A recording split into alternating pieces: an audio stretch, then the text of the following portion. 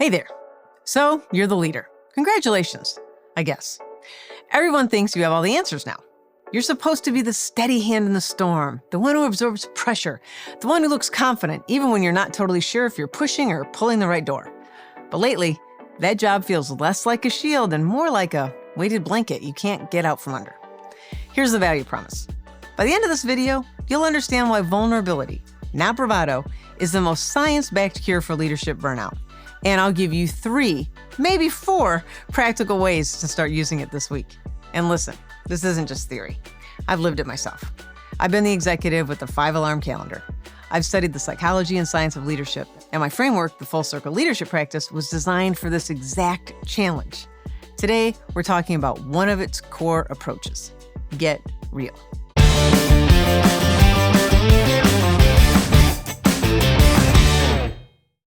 Let's call burnout what it really is. It's not just being tired after a long week. It's bone-deep exhaustion. It's waking up and thinking, oh no, here we go again. The Mayo Clinic defines burnout as exhaustion, cynicism, and a loss of identity. And that last part is key for leaders. You don't just lose energy, you start to lose yourself. You know this one. 75% of your week eaten up by meetings that don't move anything forward. You're firefighting all day and then doing real work at night. You're working harder, but progress doesn't come. And honestly, half the time you're wondering if you're leading people or just starring in a really bad episode of Survivor, Conference Room Edition. In 2024, 56% of leaders reported burnout. 4 in 10 said they thought about quitting just to save themselves. And companies are bleeding leaders too. 40% lost half their leadership teams last year alone. And here's the kicker. Burnout is contagious. Gallup, who does a lot of surveys, found that 70% of team engagement is tied directly to the manager or to the leader. In other words, if you're fried, your team feels it too. When they disengage, performance drops, turnover rises, and your exhaustion just gets worse. So no, burnout isn't just a personal problem. It's a leadership epidemic. And the advice to just power through, that's not just unhelpful, it's toxic. So what's the solution? Well, it starts by throwing out one of leadership's biggest myths, that vulnerability is weakness. We were told somewhere, and we believed it, that a leader should always be invincible, always confident, always on. Basically, a robot in a blazer.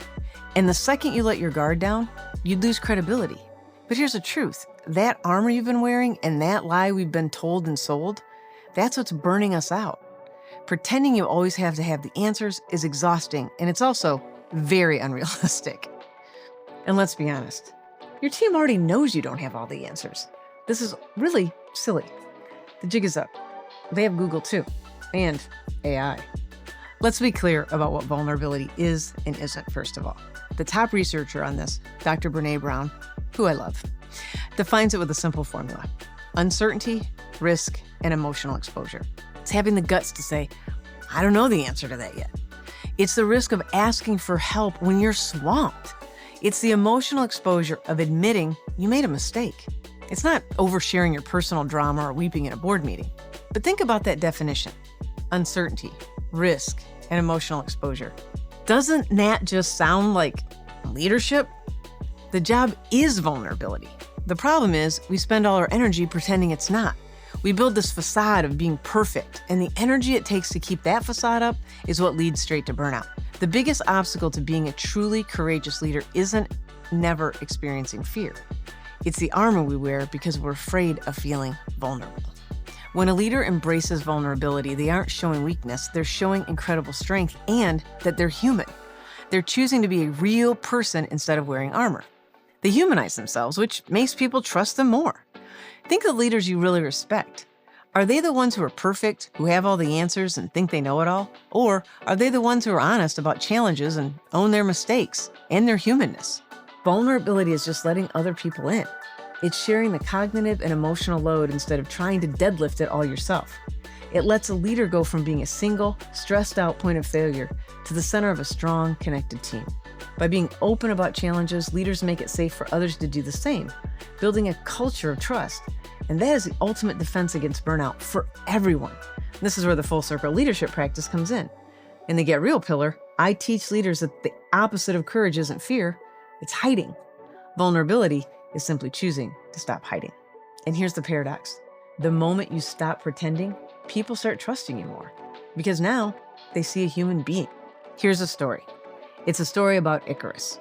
You may remember this. It's a Greek myth, and it's about this guy who flies too close to the sun. You know, wings made of wax and feathers, told not to fly too close to the sun, ignores the advice, wings melt, splash into the ocean. The moral of the story was, don't get too cocky. Don't get too big for your britches. But here's the part we rarely hear. He was also told not to fly too low, to skim the sea, for the damp air would weigh him down and he would for certain perish. The real warning here wasn't just don't soar too high, it was don't shrink too low either. And that's what leaders do when they hide behind invulnerability. You think you're protecting yourself by keeping it low, flying low, not letting anyone see what's really going on. You stay safe, guarded, never letting anyone see the cracks. But in doing so, you drowned under the weight of isolation. I lived this. As an executive, I thought I had to wear the mask, smile, nod, look like I wasn't worried about budgets or performance. But every time I put the mask on, the distance between me and my team got wider. And it nearly sank me until I finally said, I don't know, and I need your help. And instead of losing respect, my team leaned in. They brought better ideas, more energy, more ownership, and we had real, alive relationships. Vulnerability didn't sink me, it actually saved me. This isn't just my philosophy and my experience speaking. The science on this is also very clear. The fastest path out of burnout is through owning our own vulnerability. The key concept is psychological safety, and this was coined by Harvard's Amy Edmondson. It's the belief that it's safe to take risks together, safe to ask the dumb questions, admit a mistake, or share a half-baked idea. And probably the most famous study on this was Google's Project Aristotle.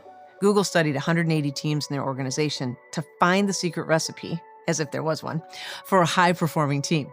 They studied hundreds of their teams, looking at everything, and what they found kind of surprised them. The single most important factor, the one that mattered more than anything else, was this idea of psychological safety. It wasn't about who was on the team, but imagine this, it was how they treated each other. Teams with high psychological safety were more innovative, made more money, and were rated as more effective twice as often. And what builds it? You guessed it, leader vulnerability. When a leader models vulnerability by admitting they messed up, saying they're not sure, and asking for help, they give everyone else permission to do the same. It signals that it's okay to be a human who's learning, not a robot who's just executing. This creates a great cycle. Leader vulnerability builds psychological safety builds trust, and trust is what unlocks people's potential. The ripple effects are huge. Engagement skyrockets. Research shows a significant increase in employee engagement on teams with vulnerable leaders. When employees feel safe and trusted, they're more loyal and handle change better too, as we probably all do. This leads directly to low turnover, which is a big cost for organizations. Of course, innovation flourishes. Innovation is, by its nature, a vulnerable thing. It means trying stuff that might not work. In a culture of fear, nobody takes risks. They play it safe, and the company eventually stagnates. But in a culture of psychological safety and vulnerability, where failure is just part of the learning process, people are more free to experiment. And studies show that cultures embracing vulnerability see a major boost in innovation. Also, emotional intelligence grows across the team. EQ, emotional intelligence, is just recognizing and managing your own emotions and helping with the emotions of others. It's tied to vulnerability because it means you have to be self-aware. Leaders who show high EQ by appropriately expressing emotions, both celebrating a win with real joy or admitting they're nervous about a deadline, create an environment where feelings are seen as useful data, not unprofessional problems. As a matter of fact, not being able to work with our emotions well and express them appropriately is really what causes our problems. This emotional openness is the foundation of good communication, resolving conflicts, and ultimately, getting more done. Vulnerability isn't the soft stuff. Please don't call it soft skills. It's the strategic foundation that every great team is built on. Plus, let's be real. Your team already knows you're human. You might as well let them see the upgraded, honest version instead of the one pretending to be an emotionalist corporate terminator. So how do we lead with vulnerability? I mean, knowing the science is one thing. Actually doing it, that's another. Leading with vulnerability can feel like using a new muscle. It's awkward at first, but it gets stronger the more you use it. Here are 3, maybe 4, actionable things you can start doing today, like right now. Here's the first one. Model it first. Say, I don't know yet. Admit when you're wrong. Show that truth matters more than ego. This just means you have to be the first one to be brave. And it starts with your words. Instead of always having the answer, try saying, that's a good question. I don't know the answer yet. Let's go find out. Instead of hiding a mistake, just own it. Yep, I was wrong about that assumption. Here's what I learned. Let's fix our plan. Admitting you're wrong doesn't make you look weak. It makes you look smart because you care more about the truth than your own identity and how you look to the group. This also means being honest about how you're feeling when it's appropriate. You don't have to get weirdly personal, but you can be transparent, saying, I'm feeling the pressure on this deadline and I could really use everyone's best thinking on it. Invites your team to solve the problem with you. Second, create rituals of connection. I like starting meetings with a check-in. One word about how you feel or what you're currently experiencing. These tiny rituals normalize honesty. Vulnerability needs a space to exist. It doesn't just happen between spreadsheets or magically. A super simple way to do this is to start meetings with a quick check-in like this. Ask a simple question. What's one word to describe your current state? Or you can use the rose, thorn, bud method. Share one good thing, a rose, one challenge, a thorn, and one thing you're looking forward to, a bud. These little rituals take a few minutes, but they normalize talking about how you're actually feeling. It shifts the focus from just what are you doing to how are you doing, which is the cornerstone of a supportive culture. Third, create safe channels for feedback and ask for help. Vulnerability is a two-way street. It's not just what you say, it's what you're willing to hear. Say, what's one thing I could do differently that would help you? And then, here's the trick, actually thank them instead of explaining yourself. You have to actively ask for feedback on your own performance. What's getting in your way that I might not see? And when you get the feedback, your only job is to listen and say, thank you. It's very vulnerable for people to give feedback. Don't forget that. Don't get defensive, and even more importantly, ask for help. Leaders think they have to carry everything themselves. Asking for help and delegating isn't a sign of weakness. It's a sign of self-awareness. It empowers your team. When Michael Jordan passed the ball to Steve Kerr for that winning shot in the '97 finals, go look it up, it was an act of vulnerability. He trusted someone else in the biggest moment, and it led to a championship. And then, of course, integrate this into your leadership practices.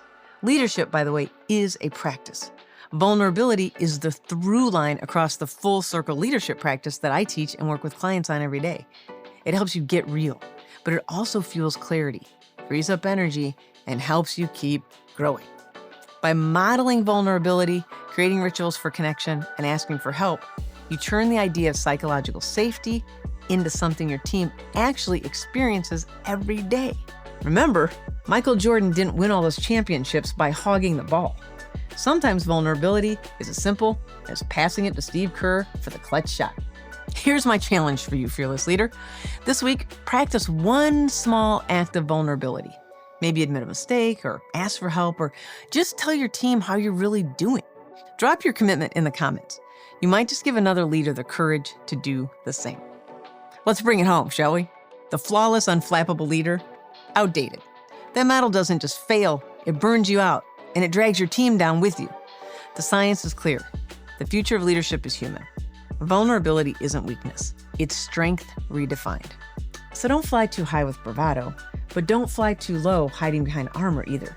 Lead from the middle path with courage, openness, and presence. That's how you cure burnout. That's how you build resilient, thriving teams too. And that's how you thrive.